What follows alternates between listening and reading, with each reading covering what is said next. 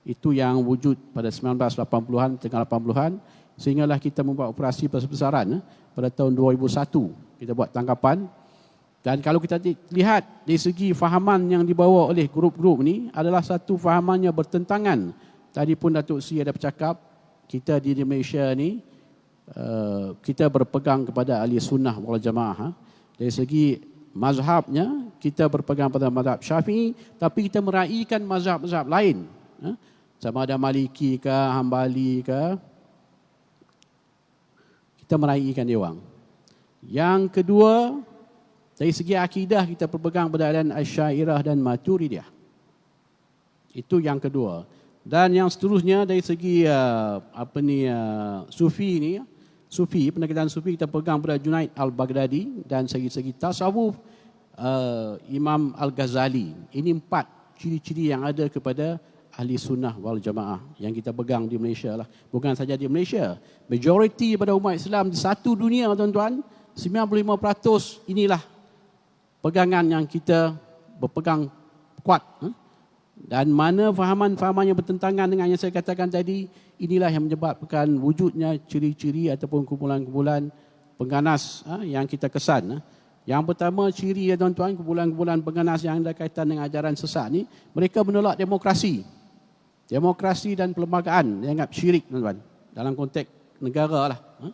Yang kedua, mereka menolak ijma' dan qiyas. Mereka tolak. Dan mereka melabelkan negara Malaysia ni lah negara sekular. Kononnya kita tidak mengamalkan undang-undang Islam. Jadi mana-mana pihak polis, kerajaan, mufti, hakim, ketua agama, tuanku, sultan sebagainya, raja-raja, dianggap menyokong kerajaan turut. Darah kita halal, tuan-tuan.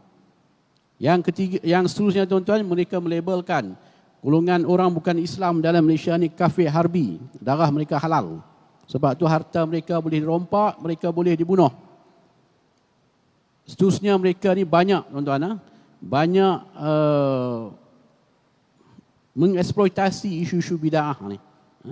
Tadi pun Datuk Seri ada mention sebentar lalu, ada satu fahaman yang dekat Malaysia dah aktif sejak dulu lagi.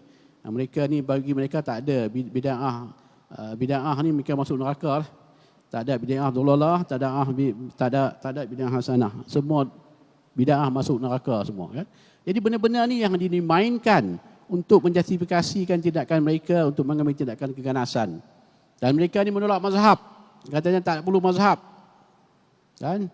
So kita ni yang kita pegang Syafi'i ni, dan kita ni pun sesat, tuan-tuan. Dan inilah, tuan-tuan, ciri-ciri yang menyebabkan wujudnya kumpulan-kumpulan yang ada, yang kita telah tangkap.